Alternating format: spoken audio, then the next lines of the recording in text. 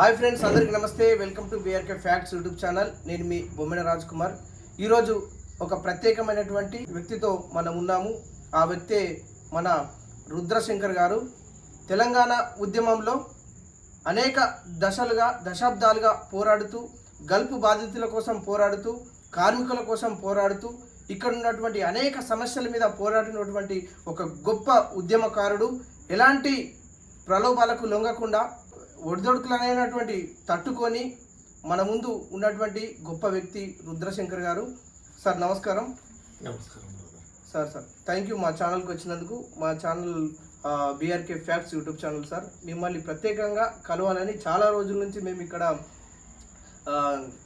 కలిసాము. కాకపోతే ఎప్పుడు కూడా మనకు అంటే ఇలా ముచ్చట పెట్టుకొని ఇలా ప్రత్యేకంగా మాట్లాడుకునేటువంటి సందర్భం అయితే కుదరలేదు. ఇప్పుడు మాకు ఈ అవకాశం ఇచ్చినందుకు చాలా ధన్యవాదాలు.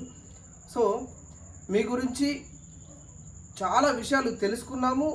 ఇప్పటికి కూడా అంటే మీరు దశాబ్దాల నుంచి కూడా తెలంగాణ ఉద్యమంతో పాటు గల్ఫ్కు సంబంధించినటువంటి కార్మికుల గురించి అనేక పోరాటాలు చేశారు. ముందు తరానికి చాలా ప్రత్యేకమైనటువంటి గుర్తింపు మీకుంది, మీ పేరుకుంది. మీ బాల్య దశ, అసలు మీ ఫాదరు మదర్ యొక్క పేరు ఒక్కసారి మా ప్రేక్షకులకు చెప్పండి. నా పేరు రుద్రశంకర్. పుట్టిన గ్రామము ఖానాపూర్, ప్రజెంట్ నిర్మల్ జిల్లా. పద్మావతి నగర్లో, ఖానాపూర్లోని పద్మావతి నగర్లో నేను జన్మించిన. నాన్నగారు కరీంనగర్ జిల్లా చొప్పదండి నుండి ఈ ఖానాపూర్కు 4 సంవత్సరాల వయసులోనే వాళ్ళ అక్కయ్యను ఇక్కడికి ఖానాపూర్కు ఆడిపు రాజలింగమని మా మామగారికి అంటే ఇస్తే అక్కడికి అక్కయ్యతో పాటు అమ్మ నాన్నలు చనిపోతే ఒక 4 సంవత్సరాల వయసులోనే నాన్నగారు రుద్రలింగట నాన్న పేరు ఇక్కడికి వచ్చాడు. మా మామయ్య గారు ఏదైతే మేషన్ పని చేస్తారో నాన్నగారు కూడా మేషన్ పని నేర్చుకున్నారు. తాపి మేస్త్రి, ఇల్లు కట్టి. అదే మాదిరిగా అమ్మ పేరు రుద్ర లచ్చవ్వ, ఒరిజినల్గా లక్ష్మి.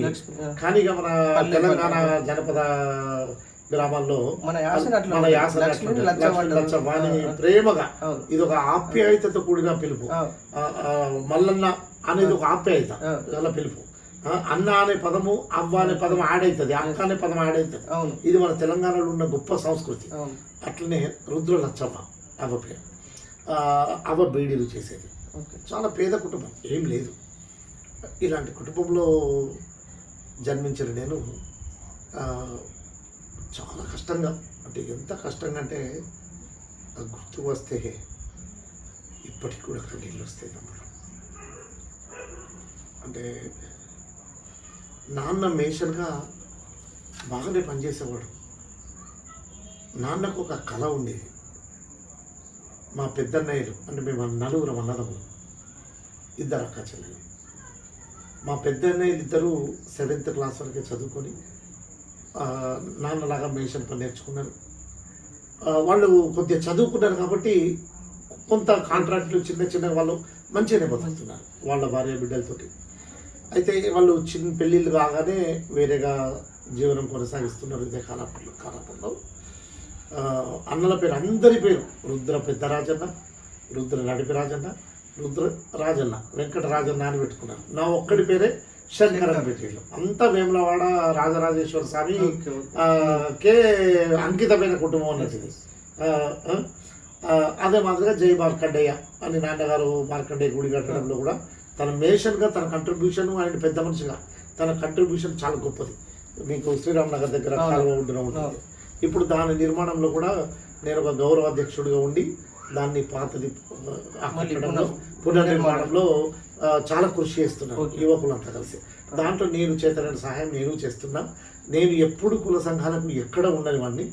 అక్కడ కేవలం నాన్నగారి ఆశయంలో భాగంగా అది, నాన్నగారు తలపెట్టిన కార్యక్రమం అది. ఆనాటి కార్యక్రమంలో పాలు పంచకుండా నాన్నగారి కోరికను, నాన్నగారు ఉన్నప్పుడే ఎన్నో విగ్రహాలు పెట్టించడమైంది.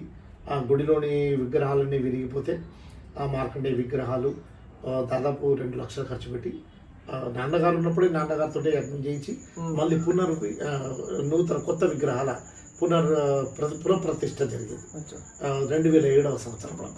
అప్పుడే నాన్నగారు ఉన్నప్పుడే చాలా సంతోషపడ్డారు. ఉమ్. ఇప్పుడు గూడే కూలిపోయే దశకు వచ్చింది. అయ్యో. అందుకని దాన్ని పునర్నిర్మించే కార్యక్రమం జరుగుతుంది. అయితే నాన్నగారు కోరిక ఏముంది అంటే 2 కొడుకులు వెళ్ళిపోయిన్లు, నా 3వ కొడుకు నన్ను బాగా చదివిపిస్తా అని SSC వరకు చదివిపించాడు. ఉమ్. ఇప్పుడు మీరు ఇంట్లో ఉంటాడు, మీరు చూడొచ్చు. ఆయన బాగా ఇంటెలిజెంట్. ఖానాపూర్ హై స్కూల్లోనే ఎంత ఇంటెలిజెంట్ అంటే ప్రతిసార్లు వీడు ఖచ్చితంగా టీచర్ అవుతాడయా అని నాన్నకు చెప్పిన కొద్దీ నాన్న గర్వపడేవాడు. ఆయన SSCలో ఫస్ట్ క్లాసే రావడమే కాకుండా ఆయన హిందీలో ఉమ్. సాహిత్య సుధాకర, ఉమ్. మాధ్యమిక, ప్రాథమిక, విశారద, భూషణ్, సంస్కృతంలో శారద, ఇలాంటివి ఎన్నో ప్రొఫెషనల్ ఎగ్జామినేషన్స్ తెలుగు పండిత్కు, హిందీ పండిత్కు. అంటే అప్పుడు ఉన్నటువంటి 10th స్టాండర్డ్లో ఆ 10th స్టాండర్డ్లోనే ఉండేవంట. ఈ ఎగ్జామ్స్ అన్ని రాసి ఇన్ని సర్టిఫికేట్స్ నేను కళ్ళతో చూసేవాడిని. హిందీలో తెలుగు సాహిత్య అకాడమీ అండ్ హిందీ సాహిత్య అకాడమీ హైదరాబాద్ ఇచ్చిన సర్టిఫికేట్లను చూసి గర్వపడేవాళ్ళు టీచర్లు కూడా. ఎంత ఖచ్చితంగా అయితే నాన్న చాలా గర్వంగా ఉండేవాడు. అలాంటి క్రమంలో అప్పుడు ఎంప్లాయ్మెంట్ ఎక్స్చేంజ్ ఆదిలాబాద్ హెడ్ క్వార్టర్లో ఎంప్లాయ్మెంట్ కార్డు తీసినా కానీ ఆయనకు ఎందుకో మరి ఎంత ఎదురు చూసినా ఉద్యోగం రాలేదు. కానీ అంత ఇంతో డబ్బున్న వాళ్లకు ఎంప్లాయ్మెంట్ కార్డులు వచ్చేవి, వాళ్ళు చిన్న చిన్న ఉద్యోగాలలో, ప్రభుత్వ ఉద్యోగాలలో చేరేవాళ్ళు. తను చూసి నిరాశ చెంది బిడ్డ మరి అప్పుడు 20 ఏళ్ళు వచ్చినాయంటే ఎదిగిన కొడుకు అనేవాడు కదా. 18 ఏళ్ళు వచ్చిన ఆనాటి 1977, 70 బాల్య వివాహాలే జరిగేవి కదా. బిడ్డ మరి ఎట్లా చిన్న ఉద్యోగం అన్నా చేసుకోకపోతే ఎట్లా బిడ్డ, బయట పనన్నా చేసుకో. నిన్నైతే ఎప్పుడు మేషన్ పనికి తీసుకుపోలేరు. మేషన్ పని తీసుకపోతే ఇప్పుడు మళ్ళీ మేషన్ అవుతాడు అని ఆయన ఏనాడు మేషన్ పనికి తీసుకెళ్ళారు. 2 అన్నయ్యలు మేషన్ పనికి తీసుకెళ్ళిండు, సొంత ఇల్లు కడుతున్నారు. కానీ నాన్నగారు ఈ అన్నయ్యను మాత్రం ఓన్లీ చదువుకే పెట్టాడు. ఆయన మీద దృష్టి అదే ఆయనది. నా ఇంట్లో నెల రోజులు 30 రోజులకు జీతం వచ్చే ఒక ప్రభుత్వ ఉద్యోగి ఉండాలి. ఆయన చిన్నదైనా పర్వాలేదు, అటెండర్ ఉద్యోగమైన పర్వాలేదు అనుకునేవాడు. కానీ మా ఇంట్లో పోషెట్టి సార్ అనే ఒక టీచర్ ఉండేవాడు. టీచర్ అనుకుంటా లెక్చరర్ ఇన్నది కిరాయి ఉండేవాడు. చిన్నది అప్పుడు పాత ఇల్లు, చిన్న నాన్నగట్టితే కానీ ఒక పోర్షన్ ఉండేది. ఆ సారు చాలా అన్నయ్యకు కోచింగ్ ఇచ్చేవాడట. ఖచ్చితంగా లింగన్న నీ కొడుకు ఉద్యోగం తయారవుతాడు చూడు, వాడు మాకంటే తెలివైన వాడు అవుతాడు అని, అయ్యిండు నీకు ఉద్యోగం వస్తుంది నీ కొడుకు అని చెప్పి ఈయన ఒక భ్రమలో అంటే నా కొడుకు ఉద్యోగం అయిందనే అవుతాడు అనే ఒక భ్రమలో ఉండేవాడు, సంతోషంలో ఉండేవాడు నాన్నగారు. అయితే అలాంటి సమయంలో పోషెట్టి సార్ వెళ్ళిపోయిండు, ట్రాన్స్ఫర్ అయిపోయి ఇంకా డైరెక్షన్ లేదు ఈయన. ఆయన ఎక్కడికో వెళ్ళిపోయిండు. తర్వాత ఆయన ఫ్రెండ్స్ ఖానాపూర్లో జగదీశ్వర్ సేట్ అని ఆయన కొడుకు ఆనంద్, లక్ష్మీపతి గౌడు, మన భూషణ్ రెడ్డి అని ఇట్లా చాలామంది ఆయన క్లాస్మేట్స్. చాలా అంటే చాలా అందరూ గర్వపడేవాళ్ళు. అందరూ రాజన్న ఉద్యోగం పక్కా వస్తుంది అని అందరూ అనేవాళ్ళు. నేను వింటుంటే నేను 6th క్లాస్ 5th క్లాస్ చదువుతున్నప్పుడు నాకు కూడా వాళ్ళు మన ఎలుకల గంగన్న టీచర్ గవర్నమెంట్ టీచర్, ఆయన కూడా గవర్నమెంట్ టీచర్ తర్వాత అయ్యాడు. కానీ అన్నకే అందరూ మొదటి ప్రియారిటీ అనేవాళ్ళు. ఎలుకల గంగన్న కూడా మా ఇంట్లో వచ్చి అన్న ఎలుకల గంగన్న వీళ్ళందరూ కలిసి ఖానాపూర్లో చదువుకునేవాళ్ళు. కంబైన్డ్ స్టడీ ఇక్కడనే మా ఇంట్లోనే వాళ్ళు చేసుకునేవాళ్ళు. చాలా అంటే చాలా మంచి జెన్యూన్ స్టడీ పర్సన్స్ అన్నట్టు వీళ్ళు. అయితే అలాంటి క్రమంలో అన్నయ్యకు ఉద్యోగం రాకపోవడం, ఆయన నిరాశ చెందడం, బిడ్డ ఎట్లా ఏ పని చేయకపోతే ఎట్లా ఎదిగిన పిల్లలు ఏదో చేస్తున్నారు ఇట్లా అని అనుకోవడము, బయట వాళ్ళు అనడము, సమాజం అనడము అని అప్పుడు బీడీ కంపెనీ రాములు సెట్ అని రాములు పంతులు గారి దగ్గర బీడీ కంపెనీలో ఇదే పద్మావతి నగర్లో ఒక మూనియం లెక్క ఆకు తంబాకు వేసేవాడుగా రాసుకోవడము, ఆకు తంబాకు వేసి లెక్కలు రాసుకోవడం ఇలా పెట్టి అట్లా ఒక 1 year చేసినట్టు నాకు గుర్తున్నది. ఆ 1 yearలో ఆయన చేసిన 1 year 2 years ఆ 2 ఏళ్లలో రాములు పంతులు గారికి 4 కంపెనీలు తయారైంది. అంటే అంత కష్టపడ్డాడు ఆయన. వందల మంది బీడీ కార్మికులు మొత్తం బీడీల మీదనే బతుకుతున్నారు. తెలంగాణలో ఆనాడు బీడీలు లేకపోతే, ఈనాడు కూడా లేకపోతే లక్షల కుటుంబాలు మీద తిండికి అలమటించి చనిపోయేవాళ్ళట. ఇది ఒక సర్వేలో తెలియదు. అలాంటి క్రమంలో అన్నయ్య ఎందుకో ఇక పెళ్లి చేస్తామని వీళ్ళు అనుకోవడము ఇవన్నీ జరుగుతున్నాయి. ఇక ఆయన డ్యూటీకి పోకపోవడము, నేను ఏంటి ఇంత చదువుకొని నేను ఈ బీడీలు ఏంది, ఈ తంబాకులు వేసుడేంది, ఇదంతా ఏంది అని నారాజు అయినట్టున్నాడు. నిరాశ చెంది ఇంట్లో పడుకోవడము, పొమ్మంటే పోకపోవడము. నాన్న కొద్దిగా గట్టి మనిషి, అంటే మాట కానీ బాగా గంభీరంగా ఉంటుంది. అలాంటి గంభీరతతో ఏందిరా ఇట్లయితే అనడము, ఆ అన్న తిరిగి నాన్న మీద పడడము, నాన్న అన్న అంటే ఘర్షణ భరించాలిగా. నేను కళ్ళతో చూసి బిక్కు అనుకుంటా మూలకు చేరేవాళ్ళు. అట్లా వాళ్ళు అంటే ఆయన మెల్లగా అది కామ్గా ఉండి తిట్లు పడి కొన్ని నెలలు తిట్లు పడ్డాడు. కానీ ఏమనేవాడు కాదు. ఆయన చాలా సిన్సియర్, అందరికీ తెలుసు. ఎక్కువ మాట్లాడుతాడు, ఎక్కువ చదువుతాడు, ఎక్కువ బీడీ పని కూడా. ఆడవాళ్ళతో కూడా చాలా గౌరవప్రదమైన బిహేవియర్ ఉండేదట. ప్రతి ఒక్కరు ఇప్పటికి కూడా చెప్తారు. వేల మంది ఇంకా బతికే ఉన్నారు పెద్ద మనుషులు, వాళ్ళు కూడా 65, 66 ఏళ్ళలో ఉన్నారు. అయితే అలాంటి క్రమంలో అది మెల్లగా డిప్రెషన్కు పూర్తి స్థాయిలో లోనయ్యి అది అగ్రెసివ్గా మారి ఇక కుటుంబాన్ని, నాన్నను అమ్మను కొట్టడము, చేయడము, పైన పడడము, రోజు ఇంట్లో ఏడవని రోజు ఉండకపోయి ఏ క్షణం ఏడుస్తామో, ఏ క్షణం గొడవ అవుతుందో, ఏ క్షణం అన్న పరిగెత్తుతాడో, ఏ క్షణం కొట్టి బయట కొనుక్కుతాడో, ఉరికేవాడు బయటకు. బలమైన బాడీ అయినది. మా నాన్నగారి కంటే బలమైన బాడీ. మా పెద్ద నాన్న కొడుకు పెద్దూరులో ఉంటాడు. ఆ పెద్ద నాన్న బాడీ అలా ఉండేదట. అలాంటి పర్సనాలిటీ ఆయన. అది తట్టుకోలేక నాన్న ఏడ్చేవాడు ఒక్కొక్కసారి. ఇంత మంచి కొడుకు ఇట్లయిపోయిందని. అప్పుడు అమ్మ ఏడ్చేది, నాన్న ఏడ్చేది, అక్కయ్య ఏడ్చేది, చెల్లెలు ఏడ్చేది, చిన్నపిల్ల చెల్లెలు. నేనే 5th క్లాస్ 6th క్లాస్ అంటే చెల్లెలు ఇంకా చిన్నది. ఇదంతా ఇంత భయంకరమైన జీవితం అండి. అలాంటి క్రమంలో ఎందుకో నా మనసు కనిపించేది. ఆ నాన్న ఏడవద్దు, గంభీరంగా ఉన్న నాన్నని చూసినా కానీ మేము లేనప్పుడు అమ్మ దగ్గర ఏడుస్తున్న నాన్నని చూసినా, నాన్న నిలబెట్టినాను చూసి మా నాన్న ఏడవకుండా చాలా, మా నాన్న మళ్ళీ నవ్వాలా, మా నాన్న గంభీరంగానే ఉండాలా అని అనుకునేవాడిని. మా పెద్ద శరీకులంలో ఆయన పెద్ద మనిషి కూడా వ్యవహరించేటోడు. అందరూ పేదవాళ్ళే, పేదవాళ్ళలో ఈ పేదవాడు గంభీరంగా ఉండేటోడు, నిజాయితీగా ఉండేటోడు, కష్టజీవి, ఎవరికి భయపడేవాడు కాదు, ఎవరికి తల వంచేవాడు కాదు, తినకున్నా ఎవరి దగ్గర 10 రూపాయలు తినేవాడు కాదు. అంత నిజాయితీగా ఉండేవాడు. అవి నేను చూసిన కళ్ళతో. అందుకని ఆయన ఏడవడమేంది అనిపించింది. నాన్న ఏడవకుండా ఉండాలంటే ఏం చేయాలి? నేను ఉద్యోగం సంపాదిస్తాను, నేను చదువుతా, గట్టిగా చదువుతా అని కింద గొడవ అవుతున్నా, ఏమవుతున్నా మళ్ళీ నేను ఒక రూమ్లో పోయి కూర్చుంటే పుస్తకం పట్టుకొని చదువుకుంటుంటే. పరీక్షల టైంలో కూడా ఇలాంటి గొడవలు జరిగేవి. అయినా నేను ఒక సంకల్ప బలంతో, ఎందుకో అంత శక్తి ఎందుకు వచ్చిందో నాకు తెలియదు. ఆ బాధలు చూసి దాన్ని కసిగా పంచుకున్నా. నేను చదువుతా, మా పిచ్చోడైనా పైసలు లేవు, పైసలు ఉంటే డాక్టర్ల దగ్గర తీసుకుపోతే అవుతుండే కదా. అంటే తెలియదు నాకు అప్పుడు. పైసలు ఉంటే డాక్టర్ల దగ్గర పోడు, హైదరాబాద్ పోడు అనేది, హైదరాబాద్ అనేది తెలియదు, పదాలే వినలేదు. అయితే కానీ కొందరు వచ్చి అనేటోళ్ళు దవాఖానకు తీసుకుపోతే అవుతాడే అని ఒకళ్ళు అంటే, లేదు దెయ్యాలు భూతాలు పట్టింది, మందుకు తలిగింది అని ఇట్లా దేవుళ్ళ దగ్గరికి తిరిగి ఆ చిన్న వయసులో నేను పీసర దేవుడు అని ధర్మారంలా కోతి దేవుడు అనేవాడు మా ఫేమస్. ఆనాటి కాలంలో నాకు వేల మంది అక్కడ జాతరకు పోయేవారు. నేను ఆనాడు 6వ తరగతి ఏజ్లో ఒక్కరిని పోయి చల్లటి నీళ్ళల్లో స్నానం చేసి ఆ హనుమంతుడికి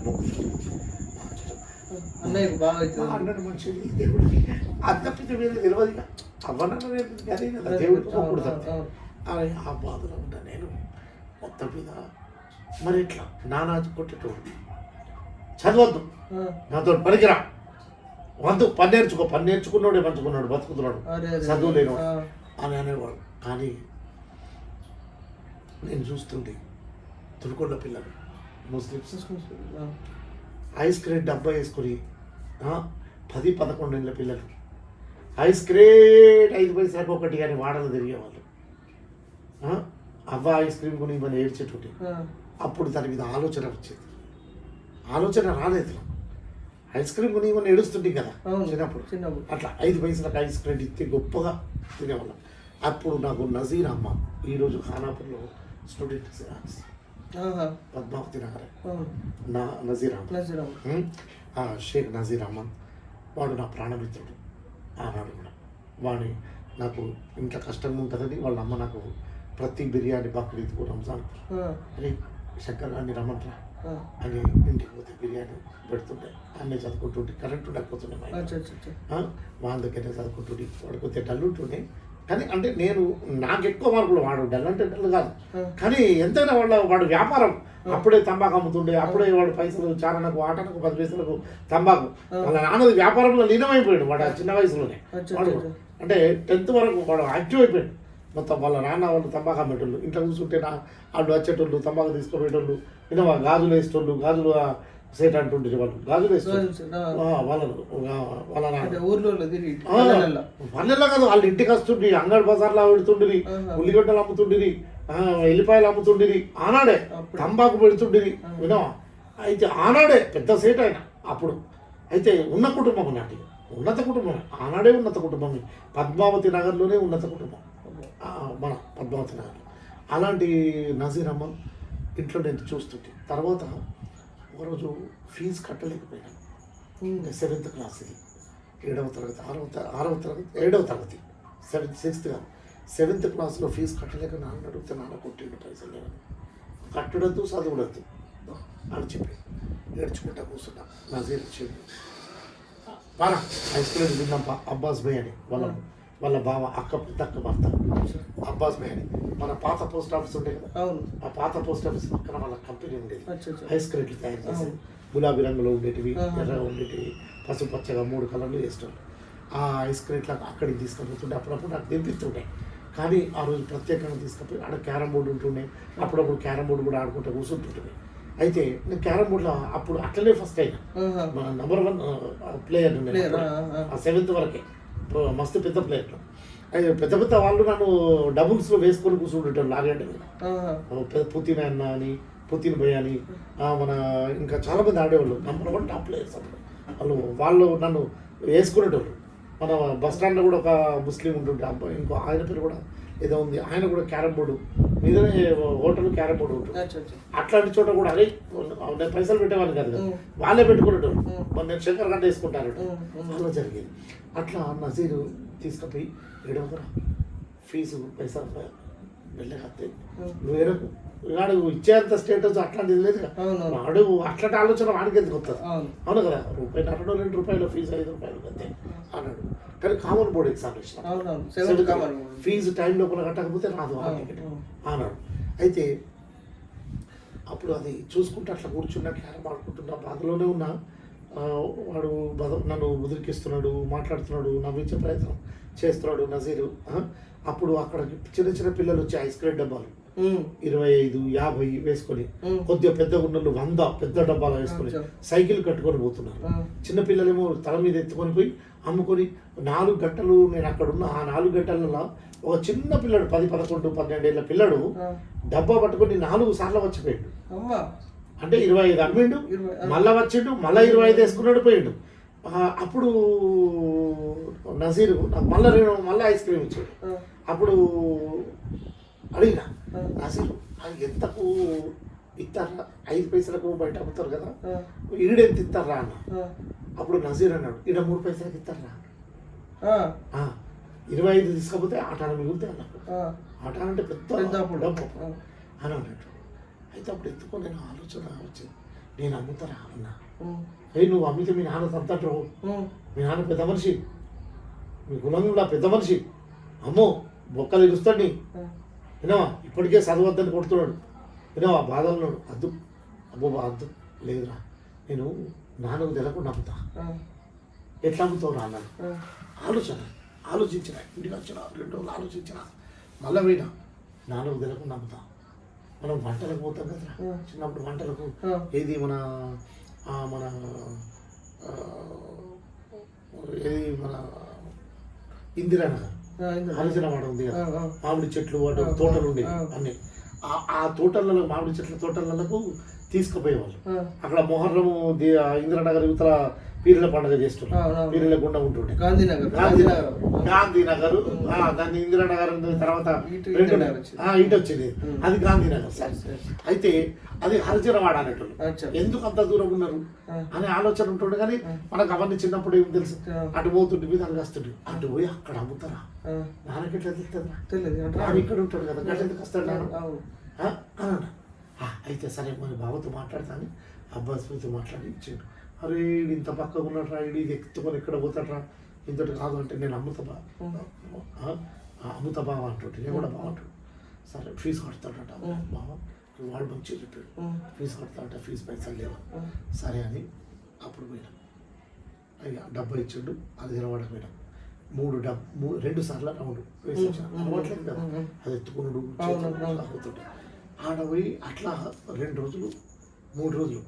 అప్పుడు లక్ ఏంటంటే half day high school, half day college. Khanapur high school college అంతే కదా. అప్పుడు ఒకటే బిల్డింగ్ లో హాఫ్ డే ఇది, హాఫ్ డే అది ఉండేది. అయితే ఆ హాఫ్ డే ఇక ప్రతి హాఫ్ డే అమ్ముతా అనే స్టేజ్కి వచ్చిన మెల్లగా. వినా సెలవులలో అమ్ముతుంటే మెల్లగా ప్రతి హాఫ్ డే అమ్ముతా, ప్రతిరోజు అమ్ముతా అని అదే హైదరాబాద్ పోయి మళ్ళీ అమ్ముతుంటే. అట్లా మెల్లగా నాన్నకు తెలిసింది. ఎందుకంటే నాన్నకు మెన్షన్ పనికి వచ్చే వాళ్ళు పేదవర్గం వాళ్ళు ఉండేవాళ్ళు. అయ్యో ఈ పిల్లడు రుద్రలింగయ్య కొడుకు కదా, రుద్రలింగన్న కొడుకు, అయ్యో పాపం చూడు అన్న ఎపిసోడ్ అట్లా ఎంత బాగుంది బయట, పిల్లడు ఇంత చిన్నప్పుడు అమ్ముతున్నారని చాలా బయట వాళ్ళు. అది నాన్నకు తెలిసి బాగా కొట్టింది, చాలా కొట్టింది. నా పరువు తీస్తున్నాడు, తిండి పెట్టాను కాదు నన్ను చదువుతా అని అని చెప్పి రూమ్లో గొలుసు పెట్టేసి పోద్దిగా అడుగు బయట పెడితే చదువుతా అంటాడు.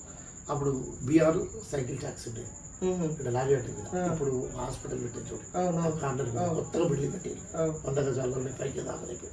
అందులో బీఆర్ సైకిల్ ట్యాక్సీ గంగాధర్ సేట్ అన్నట్టు. ఆ బీఆర్ సైకిల్ టేలా ఉంటుండే, ఆ టేల కింద పోయి పడుకున్నాడు. దొరకలేను ఆడకు, తప్పించుకున్నాడు, కొడుతున్నాడు. ఆడ పోయి పడుకుంటే అమ్మాయి కూర్చుంది, నాన్న కూర్చున్నాడు, పిల్లలు. కానీ మన నాన్న నేను నీ మీద మన్ను పోయా, అనవసరం గంతగానం కొడుతుంది, వేడు ఏం చేసుకుంటాడో నా కొడుకు అని అవ్వ నాన్న మీద దుమ్మెత్తి వస్తాను తిడుతున్నది. నేను టేల కిందనే ఉండి వింటున్నాను అన్నమాట. అయ్యో మా అవ్వ బాధపడుతున్నది అని మెల్లగా లేచి మెల్లగా ఇట్లా కదిలినట్టు చేసి కాలు బయట పెట్టే వరకు గీడెవలో ఉన్నారయ్యా అని నన్ను ఉన్నావా కిందికి వంగి చూసారు. నేను అయ్యో బిడ్డ రారే నేను కొడుకు అంటే నానన్న మాట విన్నా. నాకెందుకు కుట్టా బుద్ధి అవుతుంది, నేనెందుకు కుడతాను నా కొడుకును. వాడు చదివి ఏం చేస్తున్నాడే పెద్దోడు పిసోడు అయితే కంటే ఈడు కూడా రేపు గిట్లనే నౌకర్తలకు పోతే మళ్ళీ ఈడు పిసోడు కాడానే. అందుకని పని నేర్చుకోమంటున్నానే. గట్ల నేను అన్నది వినవా, చదవద్దు మనద్దు, మనకు ఎవరు ఉద్యోగం ఇయ్యరు వినవా, మనకు ఎవరు ఇయ్యరే. గరీబులకు పైసలు పెట్టాలి, దానికి కూడా ఏడుమే మన దగ్గర అని అన్న మాట విన్నా. బయట లేచిన అప్పుడు నాన్న ఇంటికి తీసుకొచ్చి బిడ్డ నేను కుట్టలేక కానీ అసలు పనులు లేదు బిడ్డ. అలా మైండ్ చూడ, వాళ్ళకు నాలెడ్జ్ లేదు. అది తుర్క పిల్లలు చెప్తారు బిడ్డ, మనం చేయమంటారు. అంటే వాళ్ళకు ఏం తెలిసినా తెలియకుండా కానీ అది మనది కాదు, అలాంటి పనులు మనం చెయ్యం అనే ఒక బీసీ తత్వం వాళ్ళ మైండ్లో ఉన్నది. ఆయనకు అది బీసీ అని తెలియదు, మన తెలియదు, కానీ అలాంటి ఇది ఉన్నది. అంటే అంత లోపలికి చొచ్చుకుపోయింది సమాజం. అయితే తర్వాత నేను మళ్ళీ ఏడ్చుకుంటాను కొంచెం. ఇక నేను నాన్నకు ఇక ఫీజు పీరియడ్ వచ్చేసింది. ఇక నేను మెల్లగా ఇక ఇటు పోవద్దు, హై స్కూల్కే పోతా అని 5 రోజులు స్కూల్ ఎగ్గొట్టి మన హై స్కూల్ ఇంటర్వ్యూలు జరిగేది. అటు పోయి అటు కాలేజీ వెనకాల ఒక టేలా కిరాణం ఉంటుండే ముస్లిమ్స్. ఆ కిరాణం దగ్గరికి అందరూ చల్లగా చాక్లెట్ బిస్కెట్ కొనుక్కోండి పైసలు ఉంటాను, ఆడ పోయి డబ్బా పెట్టుకొని కూర్చుంటాను. అట్లా రోజుకు 5, 6, 4 ఇట్లా అమ్మి మొత్తం మీద 4 రోజుల తర్వాత స్కూల్కి పోయాను. స్కూల్కి పోతే సారు బెంచ్ ఎక్కించాడు. హీరాలాల్ సార్ అని లంబాడల్ల సార్ ఉంటాడు. ఆయన లంబాడా నాకు తెలియదు, ఇప్పుడు తెలుసు ఆ పేరుతో, తర్వాత తెలిసింది వయసు వచ్చిన తర్వాత. హీరాలాల్ సార్, అరే క్లాస్లో ఫస్ట్ అంతా కూడా ఎందుకు రాలేదురా అంటే ప్యాలాలలో రామరాజన్న ఉన్నాడు, ఇప్పుడు ప్యాలలో ఆ ప్యాలాల రామరాజన్న ఇంకో ఇద్దరు ముగ్గురు కిస్కర నవ్వీళ్ళు నన్ను బెంచెక్కియాలి, చాక్ పీస్తోటి కొట్టిండు. అరే ఎందుకు నవ్వినావు చెప్పరా సార్, ఐస్ క్రీమ్ ఎట్లా అమ్ముతున్నాడు సార్, తప్పారా, అరే నువ్వు ఎక్కువ పెంచు, నువ్వు దిగురా అన్నాడు. నన్ను తెచ్చు. నేను నిలబడి ఉన్నప్పుడే రమాదేవి అని మన కమలాకర్ సార్ బిడ్డ ఉంటుంది కాలాపురం, నేను అటుపోయి అమ్ముతుంటే కదా, ఆమె చూసి తిన్నాను ఐస్ క్రీమ్ ఎట్లా క్లాస్ కాడ కూడా చూసి, సార్ శంకర్ ఫీజు కట్టేది అందుకోసం ఐస్ క్రీమ్ ఎట్లా అమ్మాడు సార్, మీరు బెంచ్ ఎక్కి ఇచ్చింది సార్ అని ఆయన అని ఆ పిల్ల చెప్పింది. 7th క్లాస్ అబ్బాయి డే ఉంటే కమలాకర్లో బిడ్డ అంటే కొద్దిగా అందరికి గౌరవం కూడా ఉండే. అలా నానుకున్న మంచి పేరు వల్ల ఎవరిని బాధితులు కావాలి, వెలమాస అయినా ఎవరిని బాధ పెట్టే కుటుంబం కాదని సహాయం చేసేది. మన ఖానాపూర్ కాలేజ్ రావడానికే కారు కూడా కమలాకర్లో వినోదప్పుడు. అలాంటి వ్యక్తిత్వం ఉన్న వ్యక్తి, ఆయన మంచి పేరు ఉన్నది. నాన్నగారికి కూడా ఆయన అంత గౌరవం. నేను ఆయన కళ్ళతో చూసాను, ఎందుకంటే నాన్న పెద్ద వచ్చు కదా, కొన్నింటికి పిలుచుకున్నాడు. అప్పుడు నాన్నతో పాటు నేను పోతుంటే ఆయనటికి, ఆ నాన్నకి మీద కూర్చో, గద్దె మీద కూర్చో, ఇంకా నాకు కింద కూర్చున్నాం అంటుండే, సమానంగా కూర్చోబెడుతుండే. అట్లా నేను గమనించాను. అట్లా రమణికి నేను పరిచయం అలా బిడ్డకు, మళ్ళీ క్లాస్మేట్ కదా ఆ విధంగా. అట్లా ఆమె లేదు సార్ ఇట్లా అన్నాడు. అప్పుడు కోపడ్డాడు, వాడు తప్పు చేయలేదురా, ఎందుకురా మీరు నవ్వింది, వాడు చదివేటందుకు ఫీజు కట్టేటందుకురా అని చెప్పి చాలా గొప్ప మాటలు మాట్లాడింది. పని చేస్తే తప్పు కాదురా, దొంగతనం చేస్తే తప్పురా, పేకాటలు ఆడితే తప్పురా, మందు తాగితే తప్పురా అని చాలా గొప్పగా చెప్పాడు. నేను కూడా ఇంతకంటే బాధ ఎక్కువ అనుభవించిన. శంకర్ బాధపడ చేసుకో, నిన్నెవరేమంటారు, వాళ్ళ నాన్న కొడతాడు సార్ అని నజీర్, వాళ్ళ నాన్నని పిలువు, అరే నాన్నను తీసుకురా ఒకసారి అని అంటాడు. నాన్నను సార్ రమ్మంటున్నాడు అని చెప్పిన నజీర్ గారు కూడా వచ్చి చెప్పాడు, సార్ రమ్మన్నాడు బాబు వచ్చాడు. అప్పుడు ఇంకో ముస్లిం సార్ ఉండే, ఆయన పేరు కూడా నజీరే, ప్రిన్సిపాల్ ఉండే అప్పుడు. ఆ ప్రిన్సిపాల్ దగ్గర ఈరాళ సార్ కూర్చుంటాడు. నాన్న రాగానే లోపలికి పిలిచి నాన్న బాగా సంచారించాడు, లింగన్న వాడి వల్ల చేస్తున్న పని తప్పు కాదు, అయితే ఒక్కడు పిచ్చివాడైండు నీ కొడుకు పెద్దవాడు, మూడోవాడు చదివి ఉద్యోగం దొరకడు పిచ్చివాడైండు అంటున్నావు కదా, వాడు పని చేస్తున్నాడు. ఇప్పుడు వాడు చేస్తున్న పని అది మార్కెటింగ్ అంటారు దాన్ని. వాడు వాడకట్టులు అన్నీ చూస్తున్నాడు, వాడికి తెలివి వస్తుంది, వాడికి అమ్మే స్కిల్ వస్తుంది. ఇట్లా ఏవో పదాలు చెప్పిండు, అంటే మంచి అర్థమయ్యేటట్టు. వాడు తప్పు పత్తలాడితే కొట్టు, సిగరెట్ తాగితే కొట్టు, ఇంకేమన్నా తప్పు చేస్తే కొట్టు, కానీ అమ్మితే తప్పేం కాదు. తురుకొల్ల పిల్లలు అమ్ముతలేరా, ఇంకా మాలోళ్ళ పిల్లలు అమ్ముతలేరా, కష్టాలు చేస్తలేరా, హోటల్లో పని చేస్తలేరా చెప్పు. మేము మాలోళ్ళమా సార్, మాలోళ్ళని కాదు, పేద వాళ్ళందరూ చిన్నవాళ్ళే, పేదరికం మాలత్వం కాదు, కులం కాదే, పెద్ద మనిషి అని నాన్నకు చెప్తే నాన్న గౌరవం ఇచ్చేటు టీచర్లకు. అప్పుడు సరే అని ఇష్టం, మీరు అంత పెద్ద తప్పు కాదంటారు, లైసెన్స్ దొరికింది. ఇక నేను పొద్దున్న దాకా కూడా పెట్టిన, ఇక సండే నాడు పొద్దున బయలుదేరితే సాయంత్రమే వెలుతురు పడేదాకా 2 నెలల తిరిగి 7 దాకా పోతుండే ఖానాపురం, ఆ శ్రీరామ్ నగర్ పోతుండే. వినవా, చివరికి ఇది ఒక్కటే అమ్మితే సరిపోతే గైడ్లు నిర్మల్ పోయి తెచ్చుకుంటుండే, నాకు నచ్చిన గైడ్లు తెచ్చుకుంటుండే, నిర్మల్ పోయి తెచ్చుకుంటుండే. తర్వాత ఐడియా వచ్చింది, పల్లికాయలు సినిమా టాకీస్ కూడా రాత్రి పూట అమ్మితే ఇంకా బెస్ట్ కదా అనే ఐడియా వచ్చింది. అప్పుడు నిర్మల్ పోయి పల్లీలు తెచ్చి మంచిగా గోదావరి ఇసుక తీసుకొచ్చి వేయించి, చాలా మంచిగా వేయించి తీసుకుపోయి లక్ష్మీ టాకీస్ దగ్గర కూర్చుంటుండే. అప్పుడు కూడా నన్ను బాగా తిట్టిండు, కానీ ఒకరోజు పల్లీలని ఒకటి ఇదే మొదలు పెట్టిండంటే ఇదొకటి మొదలు పెట్టిండు, అయితే తిట్టాను, తప్పు కానే కాదని సార్లు చెప్పిండు. ఇక అబ్బా అడ్డం బాగా పడేది. వినవా, తురుగోళ్ళ అక్కలు వాళ్ళు వీళ్ళు వచ్చేటోళ్ళు, లింగన్న తప్పేం చేస్తున్నాడు, లింగన్న మామూలు ఏందన్నా హోటళ్ళలో పనిచేస్తలేదు వినవా అని వాళ్ళు అన్నట్టు. మొత్తం మీద ఇక్కడ లక్ష్మీనారాయణ సేట్ అని నారాయణ అన్న ఉన్నాడు కదా, మాజీ సర్పంచ్ నారాయణ, ఆ ఇంట్లో లక్ష్మీనారాయణ సేట్ అని ఫారెస్ట్ కాంట్రాక్టర్ ఉంటుండే, వాళ్ళ కూతుళ్ళు 3 కొడుకులు లేరు. కొడుకు మాధవరావు చిన్న పిల్లాడు, అప్పుడు లేడు ఆ పిల్లాడు. అయితే వాళ్ళు కూడా అనేటోళ్ళు, లింగన మా బిడ్డల కంటే నీ కొడుకు ఎక్కువ మార్కులు వస్తాయి తెలుసా, వినవా అది చేసుకో అని ఉన్న ఆగమిస్తున్నాను తప్పటి అంటే నేను ఇష్టం అన్నాడు కదా. అప్పటి నుంచి సినిమా థియేటర్లో పల్లీలు అమ్ముతుంటే, సీతాఫల పండ్లు వచ్చింది, ఇప్పుడు సీతాఫల పండ్లు అమ్ముతుంది, జామకాయలు మా ఇంట్లో జామ చెట్టు ఉండే ఆ జామ చెట్టు కాయలు కూడా తీసుకుపోయి అమ్ముతుంది బయట. ఏది వీలైతే అది అమ్ముడు మొదలుపెట్టిన. ఎవ్వరు ఆబ్జెక్షన్ చేస్తూ లేదు. నా పుస్తకాలు గైడ్లు నేను తెచ్చుకున్న ఫస్ట్ క్లాస్ వచ్చిన మంచిర్యాలలో ఐటీఐ సీట్. నా మిత్రుడు సూర్యశేఖరరావు ఇందర్పల్లికి చెందిన ఏజీకేఎస్ బ్యాంకులో సూర్యశేఖరరావు వాళ్ళ నాన్న బ్యాంక్ మేనేజర్ ఉండే ఇక్కడ ఏజీకేఎస్ బ్యాంక్ మేనేజర్.